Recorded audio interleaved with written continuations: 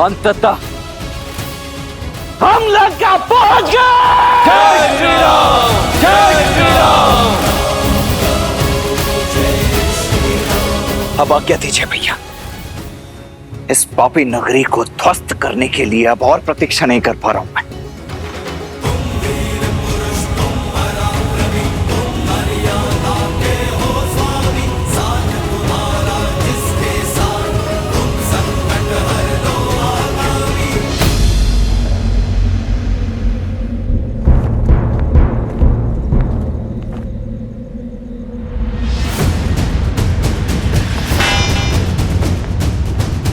क्या हुआ?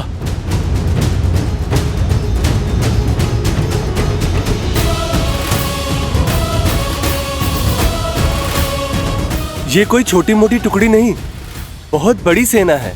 असंभव। 100 योजन पार करके ये कैसे आ गए? अब क्या करें? करना क्या है? महाराज को सूचना देनी होगी।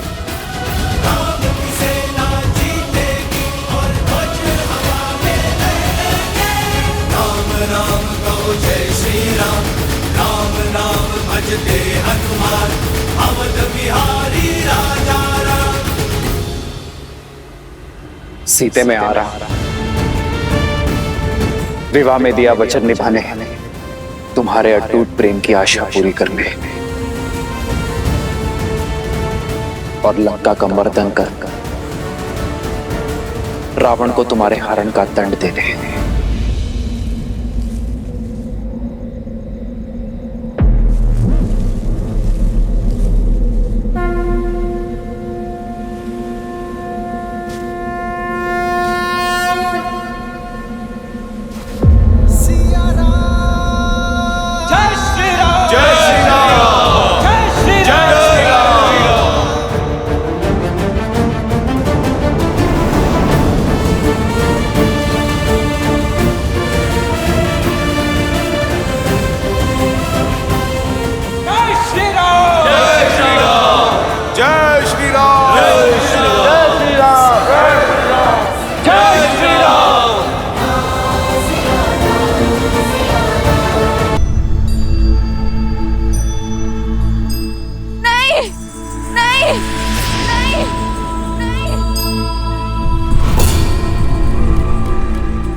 नहीं,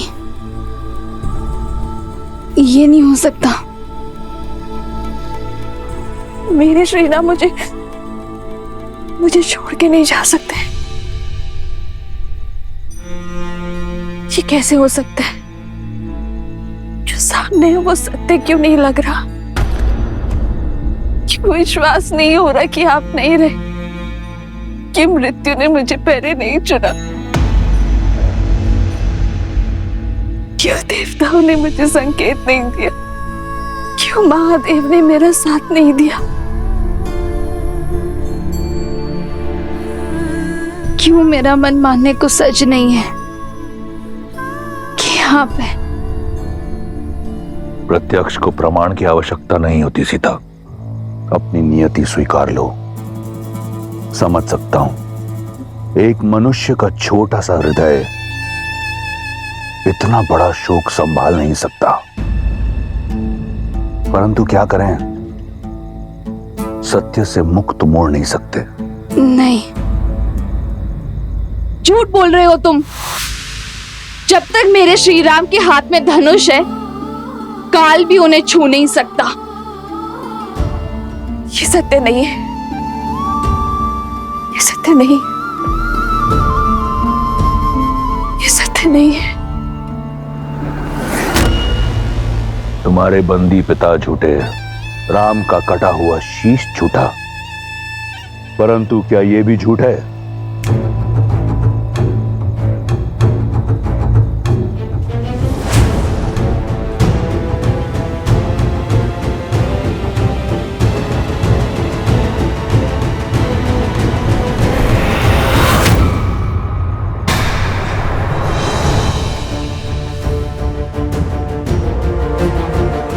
इस धनुष को तो पहचानती हो ना?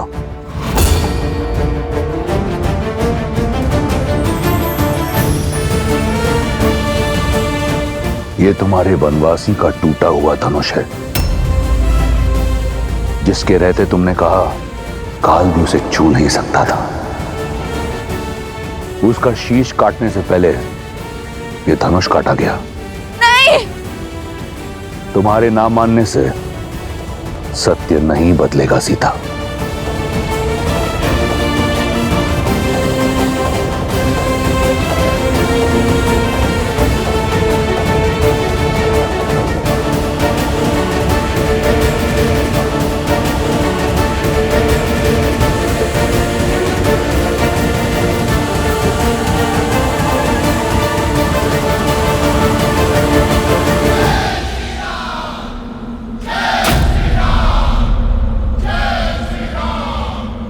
असंभव! इतनी बड़ी सेना सागर पार करके आ गई। लंका संकट में है। लंकेश को बताना होगा। जाओ।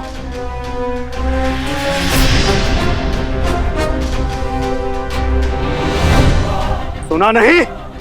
शत्रु द्वार पर है। महाराज को सूचित करो। जाओ। लंकेश को ये अशुभ समाचार देने का साहस किसमें है? जिसके मुख से ये अनिष्ट निकला उसका सर धड़ से अलग होना निश्चित है।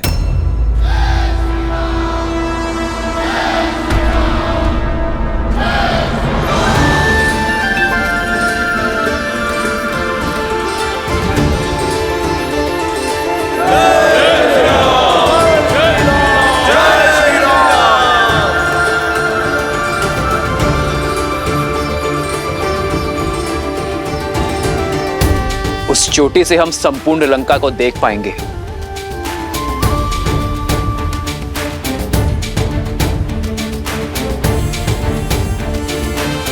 मुख्य सेनापति मेरे साथ चले। हम वही शिविर बनाना आरंभ करेंगे।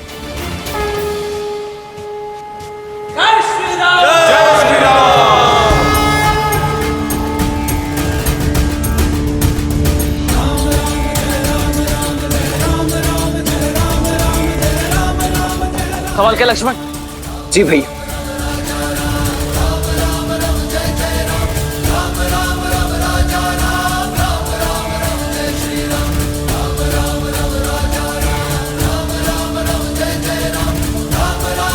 जय श्री राम!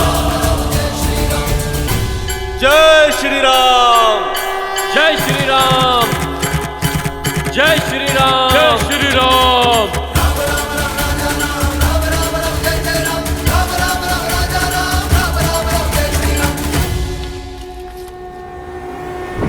महाराज कदाचित दया करते और तुम इसी क्षण उनके पास सूचना लेकर नहीं गए तो तुम्हारा सर धड़ से मैं अलग करूंगा। जाओ।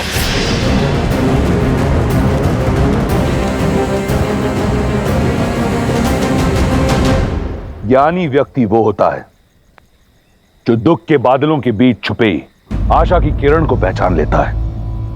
और तुम तो परम विदुषी हो। सोचो, तुम्हारे पति की मृत्यु के उपरांत तुम पतिव्रता धर्म से मुक्त हो, स्वतंत्र हो कि तुम लंका की पटरानी बनना स्वीकारो, ऐश्वर्य और सुख का जीवन जियो। मैं वचन देता हूं, तुम्हें इस जीवन में कोई दुख भोगना नहीं पड़ेगा। स्वीकारो, हम दोनों साथ मिलकर इस संसार पर राज करेंगे। मिथिला मेरे अधीन है और अयोध्या कुछ ही क्षण में पराजित होगी। इसलिए बंद करो ये व्यर्थ का विलाप और थाम लो मेरा हाथ।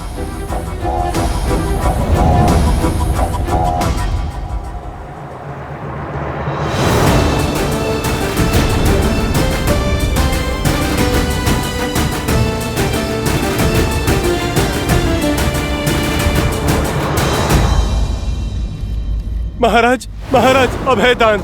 राम और उसकी सेना लंका तट तक पहुंच चुके हैं।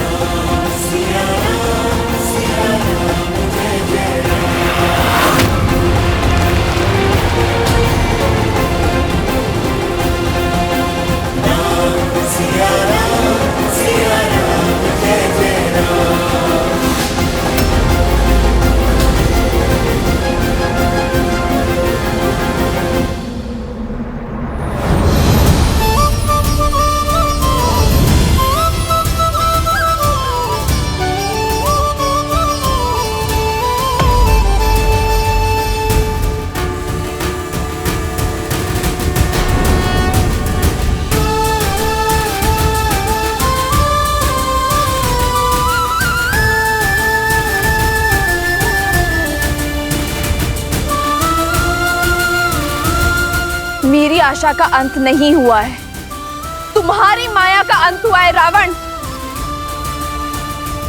आशा ने मेरा हाथ नहीं छोड़ा है, काल ने तुम्हारा पांव पकड़ लिया है, और अब मुझे किसी आशा की आवश्यकता नहीं है, क्योंकि मेरे श्री राम आ गए हैं, क्योंकि मेरे श्री राम आ गए हैं। राम आया है, परंतु लौट नहीं पाएगा।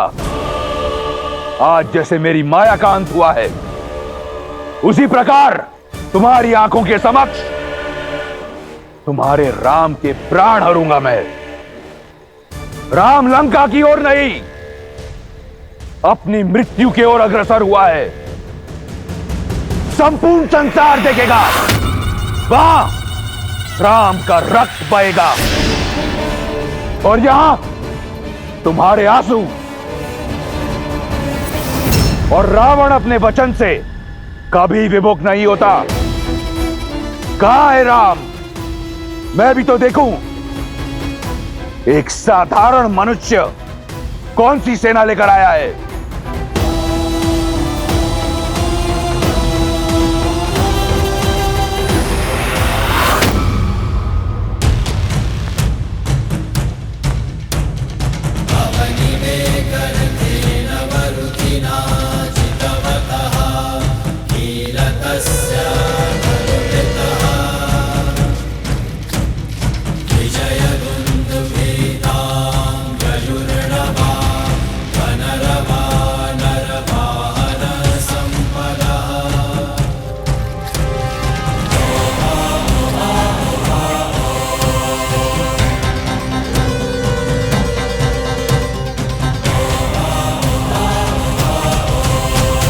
राम यहां आया नहीं, लाया गया है। मेरे विश्वासघाती भाई द्वारा। जानते हो शुक, विभीषण कहा करता था कि मैं उसके पिता समान हूं। देखो, आज अपने पिता समान भाई को छोड़ एक अनजान सन्यासी के चरणों में पड़ा है। राम के शिविर के बारे में जानने के लिए मैंने कई गुप्तचर भेजे, परंतु लंका के बारे में जानने के लिए राम को किसी गुप्तचर की आवश्यकता नहीं।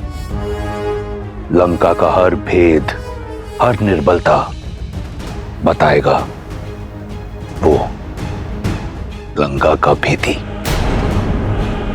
तुम तो राम के शिविर को जानते हो। जी महाराज। बताओ ये सब कौन है? महाराज, वो जो वल्कल वेश में जटा के साथ बलिष्ठ भुजाओं वाला गौर वरुण वीर है, वो राम का अनुज लक्ष्मण है महाराज। परिचय मांगा है, निबंध मत सुनाओ, संक्षिप्त में बताओ। जी महाराज। और वो वानरों में सबसे अलग दिखने वाला पवन पुत्र हनुमान। जानता हूं, उसे जानता हूं।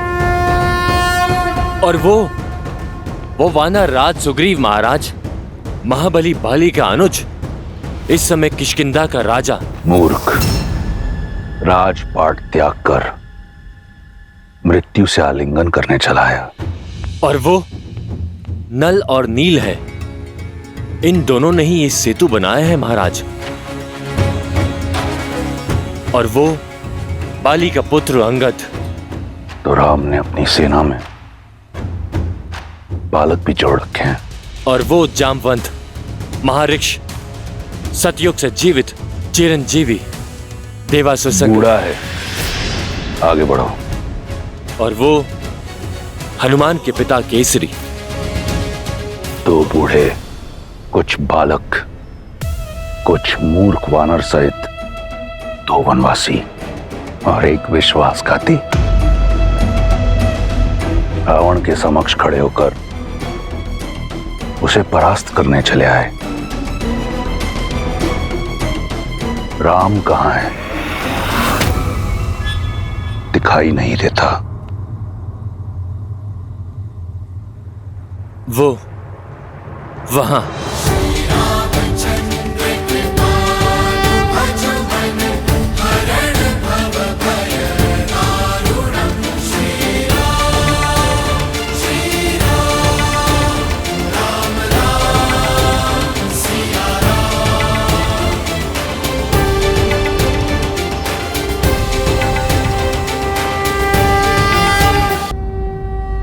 वो रहे श्री राम।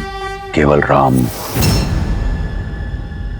आज मेरा मन नहीं है रक्त बहाने का, अन्यथा तुम्हारे प्राण हर लेता। ये तुम्हारी अंतिम चेतावनी है शुक। लंका में तुम्हारा स्वागत है राम।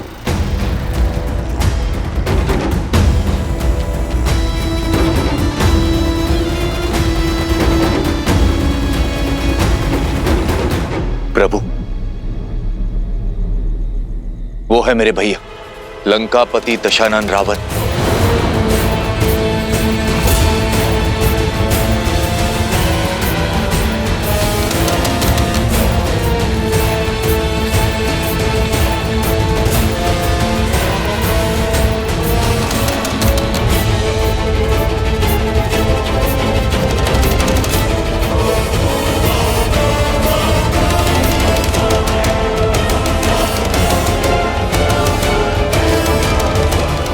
लंकेश ने कहा है कि मित्रता अपनी बराबरी के लोगों के साथ होनी चाहिए और लंका के राजा की मित्रता को स्वीकारिए और इस वनवासी का साथ छोड़ दीजिए। तो ये है रावण। इसने मुझे प्रलोभन दिया ताकि जीवन पर वानर जाति पर कलंक लगे। इस पापी को जीने का कोई अधिकार नहीं है। मित्र रुको।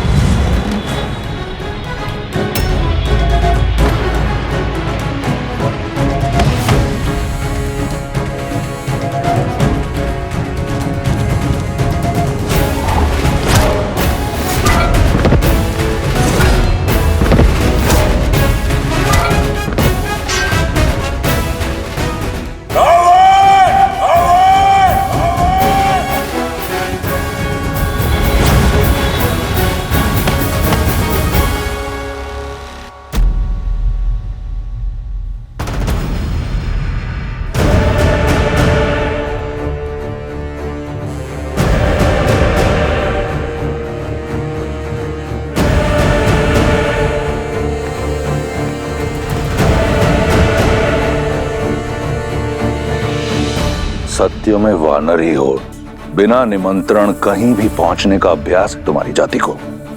काल भी बिना निमंत्रण के ही पहुंचता है पापी।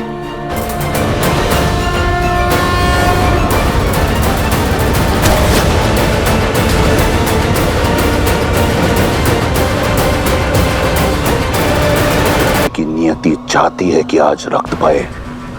मरण आया प्रहार। सुग्रीव हूं मैं, उस महाबली बाली का भाई जिसने तुम्हें 6 महीने तक अपनी बगल में दबा के रखा हुआ था। मैं तुमसे खेलूंगा नहीं, तेरे घृणित खेल का अंत करूंगा।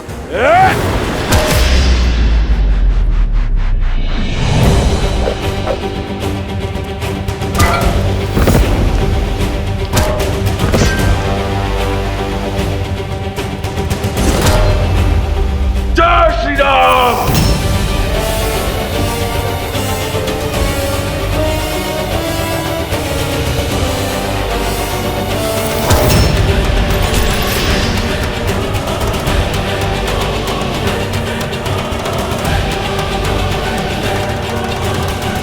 तुमने अपना परिचय दे दिया वानर, अब मेरा परिचय जानो।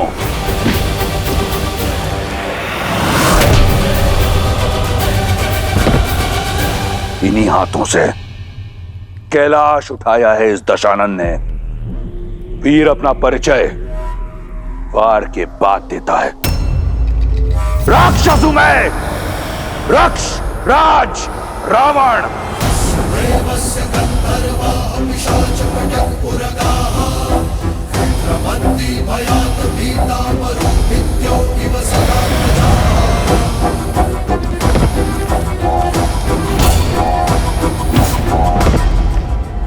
तुम भाली के ही भाई हो ना? लगता नहीं है। कायर सर्वदा दूसरे के बल का उदाहरण देता है। तुम्हारा भाई बाली सच में बली था, सर्वशक्तिशाली था, और तुमने उसे एक तुच्छ वनवासी की भेंट चढ़ा दिया, वो भी छल से। कायर हो तुम। अब अपनी माया से देवी सीता मैया को हरने वाले के मुख से छल की बातें अच्छी नहीं लगती। एक कायर मुझे वीरता का पाठ क्या पढ़ाएगा?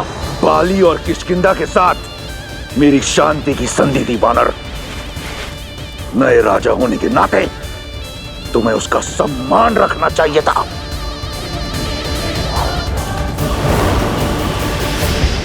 जो राक्षस नारी का सम्मान ना करे उसका कैसा सम्मान? आज श्री राम का ऋण उतार दूंगा। ऋण तो मैं उठाऊंगा, बाली की मित्रता का। ये राक्षस तुम्हारा और तुम्हारे राम का नाश करेगा।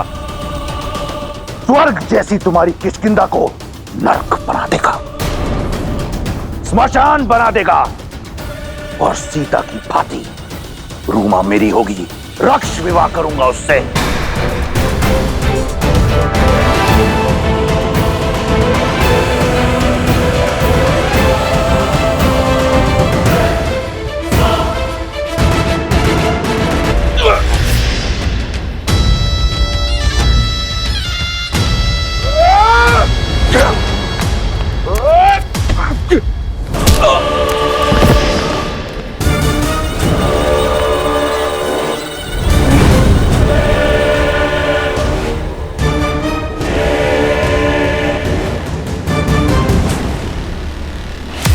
मुझ पर आक्रमण करने से पहले तुम्हें स्मरण होना चाहिए था, काल मेरा दास है। अब बताओ, मुझसे तुम्हारी रक्षा कौन करेगा? तुम्हारा धर्म, तुम्हारा सत्य, तुम्हारा राम? मित्र, मुझसे बचाने कोई नहीं आएगा। जब संकट सर पर आता है तो केवल बल बचाता है, और रावण के विरुद्ध लड़ने के लिए तुम्हारे पास कोई बल नहीं है। अपने प्राण त्यागने के लिए सज हो जाओ वानर।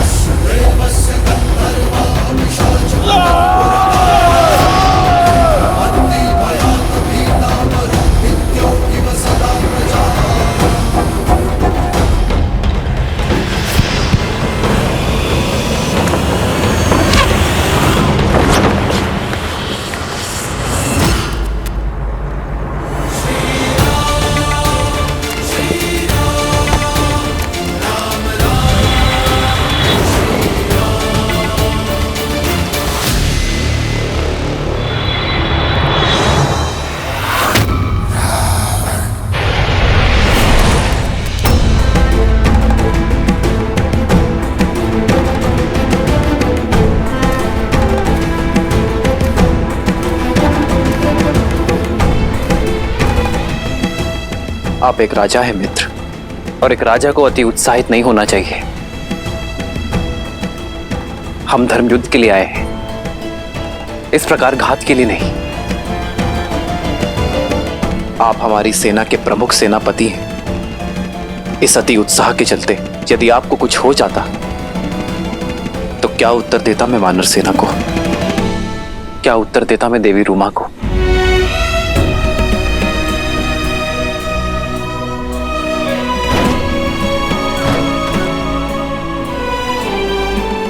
मुझसे भूल हो गई प्रभु। आवेश में आकर बहुत बड़ी भूल कर बैठा। आप जिस सेना को लेकर साथ चले, मैं उसी सेना को पीछे छोड़ रावण से अकेला युद्ध करने चला गया। क्षमा कर। उठो मित्र,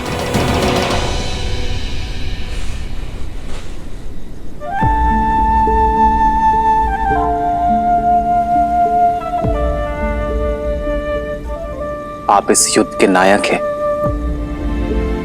इस महासेना के राजा हैं, और एक नायक का कर्तव्य होता है कि वो सबको अपने साथ लेकर चले, अपने नियमों का पालन करें। केवल इस क्षण का नहीं, आने वाले कल का भी सोचे। भावनाओं में बहकर भविष्य की सूद खो बैठा था मैं। रावण पर अचानक आक्रमण करने का दुस्साहस अनुचित है मित्र, किंतु अपनी भूल को स्वीकारने का प्रयास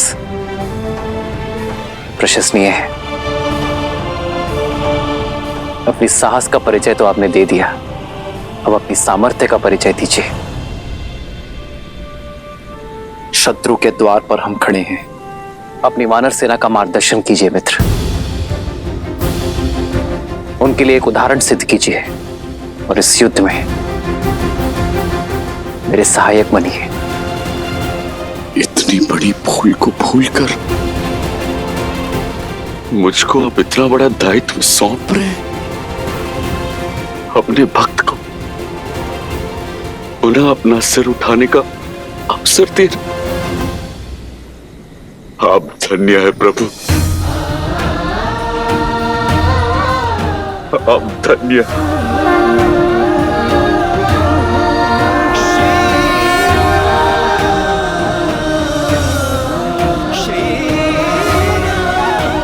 जय श्री राम। जय श्री राम। जय श्री राम। जय श्री राम।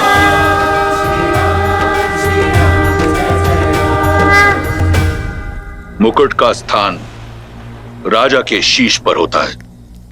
शुक महाराज, किष्किंधा के राजा को उसका मुकुट लौटा दो। कोई संदेश महाराज? प्रहार के उपरांत ना कोई संधि ना संदेश। क्या? हाँ, सुग्रीव नाम था उसका, दशानन पर भारी पड़ गया था। पूरी लंका चिंतित है। समय है कि लंका चिंता ना करें, चिंतन करें। सोचो, जिस सेना के एक वानर ने लंकेश के मस्तक पर बल डाल दिया था, तो जब उस सेना के नायक स्वयं रावण के सामने आएंगे तो वो क्या करेंगे, तब क्या होगा? कल प्रातःकाल दशानन ने विशेष सभा बुलाई है। मैं वहां जाकर पूरी सूचना लेकर आऊंगी। किंतु सीता, राम क्या करेंगे? जिस लंका को, लंकेश को आज तक कोई नहीं जीत पाया है, वो कैसे जीतेंगे? जिन्होंने सागर को स्वयं मार्ग देने पर विवश कर दिया, जिन्होंने वानरों को योद्धा बना दिया, उनके लिए कुछ भी असंभव नहीं है त्रिजटा।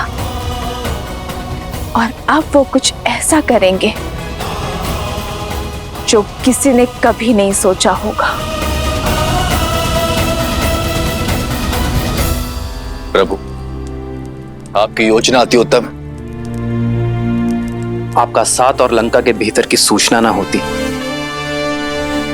तो यह योजना कभी संभव नहीं हो पाती। अब सभी नायक ध्यान से सुनिए।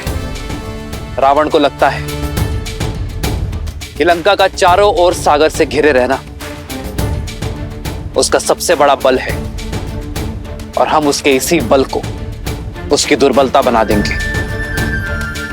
लंका में प्रवेश करने के 4 मुख्य द्वार हैं: पूर्व द्वार, पश्चिम द्वार, उत्तर द्वार और दक्षिण द्वार। हम लंका तक जाने वाली हर खाद्य और युद्ध सामग्री का मार्ग बंद कर देंगे। लंका का पूर्ण घेराव होगा। ना कोई बाहर से आ पाएगा और ना ही कोई भीतर से बाहर जा पाएगा। इसके हमें 2 लाभ होंगे। पहला, लंका दिन प्रतिदिन दुर्बल होगी, और दूसरा, लंका की सेना का मनोबल गिरता जाएगा। प्रभु, कौन सा सेनापति कौन से द्वार पर होगा? पहले वानर सेना को लंका का घेराव करने दीजिए, हम फिर निर्णय लेंगे कि कौन सा सेनापति किस द्वार को संभालेगा। सर्वप्रथम दक्षिण द्वार का घेराव किया जाएगा, क्योंकि वहां सबसे कम सुरक्षा है। फिर सेना की एक टुकड़ी पश्चिम द्वार पर जाएगी और बिना समय नष्ट किए सेना की एक टुकड़ी पूर्व द्वार पर जाएगी। उत्तर द्वार की स्थिति सबसे महत्वपूर्ण है और सबसे संवेदनशील भी। यदि वहां से वार हुआ तो हमारी सेना और शिविर दोनों आहत होंगे। इसलिए इसका पहरा सबसे अधिक होना चाहिए। वहां मैं अपना सबसे सर्वश्रेष्ठ नायक भेजूंगा। हम लंका का घेराव करके निश्चिंत नहीं हो सकते। हमारा ये दाव देखकर रावण और उसकी सेना चुप नहीं बैठेगी, इसलिए हमें हर अनिष्ट के लिए सज्ज रहना होगा।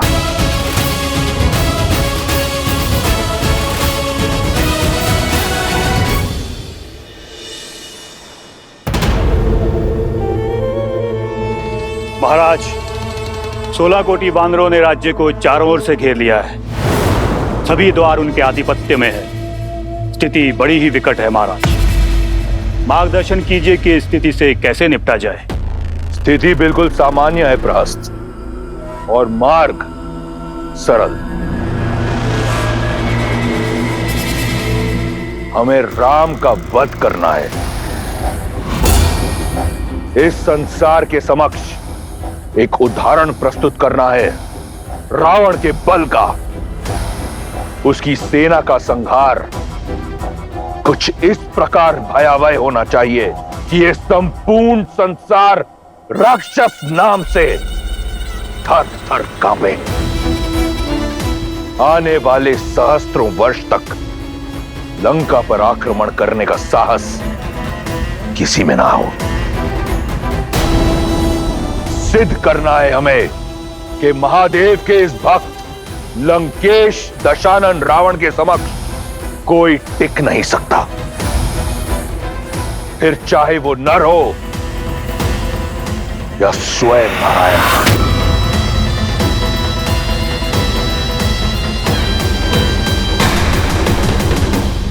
साजोपुत्र, लंका के शत्रुओं का रक्त चखने के लिए मेरी तलवार कब से लालायित है पिताश्री। तो फिर लंका के युवराज और मेरे सर्वोच्च सेनापति होने का दायित्व निभाओ। युद्ध नीति बनाओ और आगे बढ़ो। तुम्हारे हर निर्णय में मैं तुम्हारे साथ हूं। राम और उसकी वानर सेना को यह अनुमान भी नहीं होगा कि कैसी काज गिरने वाली है उन पर।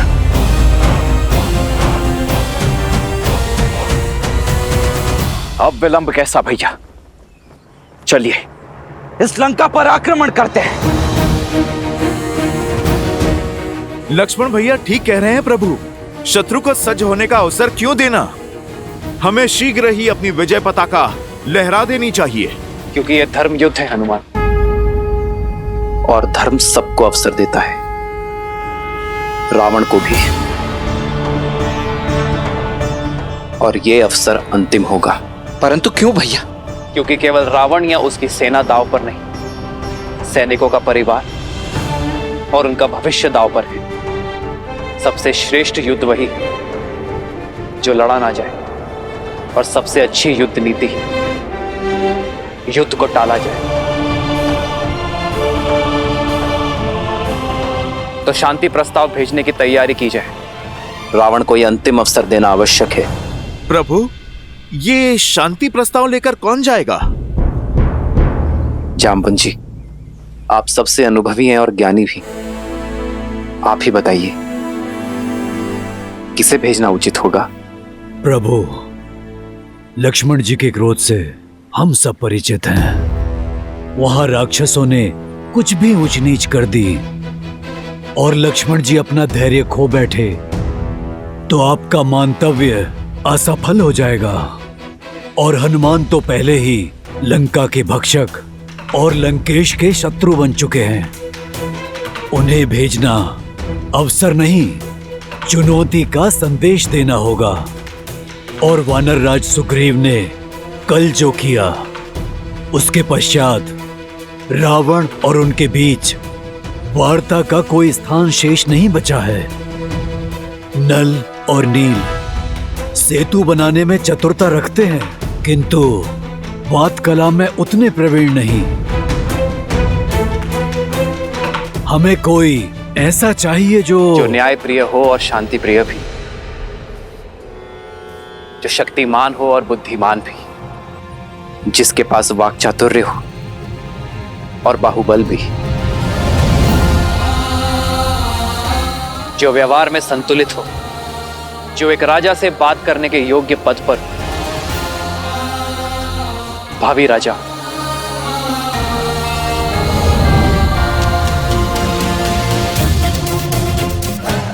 ये अत्यंत ही उत्तम चयन है भैया। शांति प्रस्ताव लेकर अंगद को ही जाना चाहिए। अवश्य प्रभु। अंगद मेरा शिष्य है, उसकी योग्यता पर मुझे पूर्ण विश्वास है। अंगद। प्रभु, मैं सेना में सबसे छोटा और इतना बड़ा उत्तरदायित्व मुझ पर। यह भी आवश्यक है अंगद। शत्रु को ज्ञात होना चाहिए कि इस सेना का सबसे युवा सदस्य भी बुद्धि, शक्ति और नीति में कितना प्रबल है। मैं शांति प्रस्ताव का दायित्व तुम्हें सौंपने जा रहा हूं अंगद। यह कार्य अत्यंत महत्वपूर्ण है और कठिन है। मैं आपको निराश नहीं करूंगा प्रभु। जानता हूं अंगद। मेरी सोच रावण से स्पष्ट शब्दों में कह देना। कह देना यह अंतिम विकल्प और अंतिम प्रस्ताव है। यदि अब भी वो अपनी हट पर अड़ा रहा, सीता को मुझे ना लौटाया, तो युद्ध अंतिम विकल्प होगा और रावण की अधर्म की लंका का सर्वनाश होगा।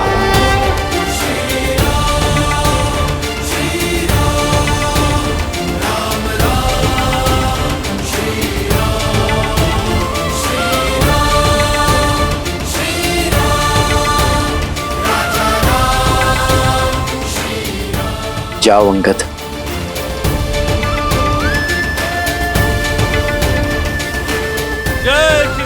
जय श्री राम। अंगद, अपने गुरु का मान रखना। कोई संदेश है हनुमान काका? बहुत धैर्य से काम लेना अंगद। आवेश में लिया हुआ निर्णय अनुचित सिद्ध होता है,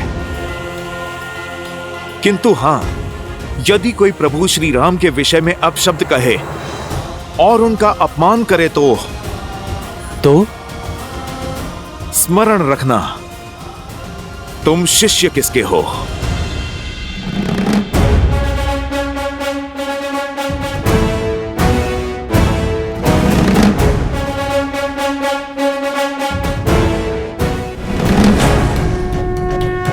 जय श्री राम। अरे कोई लंकेश को बताओ, वो वानर फिर आ गया। अरे शस्त्रगार भंडार की रक्षा करो, कहीं वो फिर से लंका को न जला दे।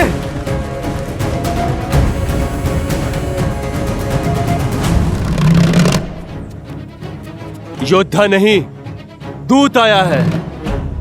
श्री राम का संदेश लाया हूं। लंकेश तक पहुंचने का मार्ग बताओगे या मैं स्वयं बना लूं?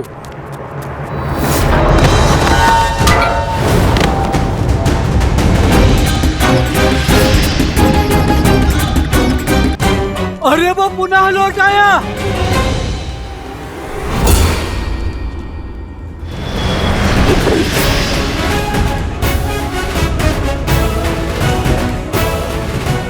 रावण सीधे जाकर दाई मुड़ते ही सभागृह।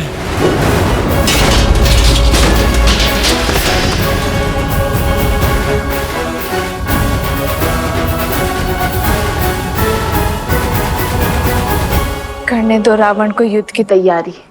विजयी तो धर्म और सत्य की ही होगी। मेरे श्री राम की होगी त्रिजटा। सुना है श्री राम ने शांति प्रस्ताव के लिए किसी वानर दूत को भेजा है। क्यों? युद्ध से पहले किसी दूत को क्यों? यही तो अंतर है त्रिजटा, मेरे श्री राम और रावण में। श्री राम अपने शत्रु को भी एक अंतिम अवसर देते हैं त्रिजटा।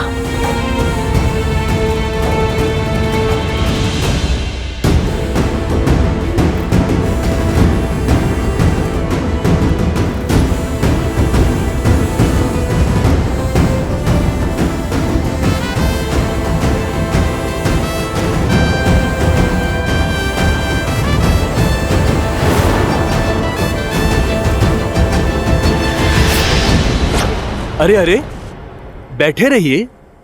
मैं तो केवल श्री राम का दूत हूं। हाँ, जब प्रभु श्री राम आएंगे तो उनके सम्मान में खड़े होइएगा। बिना अनुमति लंकेश की सभा में आने वाले कौन हो तुम? लगता है आपकी श्रवण शक्ति मंद है भद्र। मैं रामदूत हूँ और मुझे कहीं जाने के लिए केवल श्री राम की आज्ञा चाहिए, किसी की अनुमति नहीं। मैं श्री राम का संदेश लेकर आया हूँ रावण के लिए। जानता हूं क्या संदेश भेजा होगा उस वनवासी ने।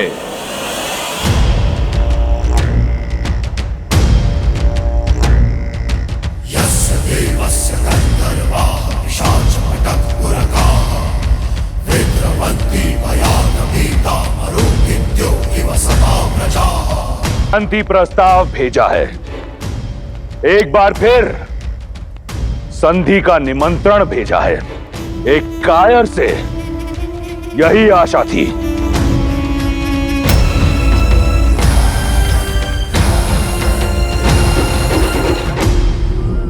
और देखो भेजा भी तो किसे? एक तो वानर, उस पर बालक प्रतिनिधि प्रतीक होता है भेजने वाले के व्यक्तित्व का। श्री राम के व्यक्तित्व की तो बात ना ही करो दशानन, तुम्हारी सोच से परे है वो। और रही बात प्रतिनिधि की, तो श्री राम ने मुझे यहाँ भेजकर ये सिद्ध कर दिया कि उनकी सेना का सबसे अल्प आयु बालक भी उनका कार्य सिद्ध करने में सक्षम है। और जहां तक बात रही वानर होने की, तो ये वानर उन महाराज बाली का पुत्र है जिन्होंने 6 माह तक तुम्हारा योग्य सत्कार किया था। स्मरण तो है ना? रावण से उपहास। बालक, यदि मैं चाहूं तो इसी क्षण तुम्हारे प्राण हर सकता हूं, परंतु मैं ऐसा करूंगा नहीं, क्योंकि तुम मेरे मित्र बाली के पुत्र हो, मेरे पुत्र समान।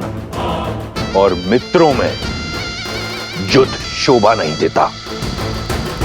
कितनी लज्जाजनक बात है कि किष्किंधा का युवराज, किष्किंधा का भावी महाराज एक वनवासी के चरणों का दास बना बैठा है। उस वनवासी के जिसने तुम्हारे पिता की हत्या छल से की। ऐसा तुच्छ कार्य तुम्हें शोभा नहीं देता। तुच्छ तो तुम अपने व्यवहार को सिद्ध कर रहे हो दशानन। किष्किंधा के युवराज को, श्री राम के दूत को अपनी सभा में विराजने का उचित स्थान ना देकर, और मुझे उचित स्थान ना देने का अर्थ है कि तुम मेरे प्रभु श्री राम का अपमान कर रहे हो, और ये मैं नहीं सह सकता। इसलिए पहले मुझे अपनी सभा में उचित स्थान दो, फिर मैं श्री राम का संदेश दूंगा। यदि तुम यहां बाली पुत्र अंगद बनकर आते तो तुम्हें स्थान अवश्य मिलता, परंतु तुम यहां उस वनवासी के दूत बनकर आए हो जिसके लिए उसके राज्य में कोई स्थान नहीं था, जो दर दर भटक रहा है। उस वनवासी और उसके मरकट दूत के लिए मेरी लंका में कोई स्थान नहीं है।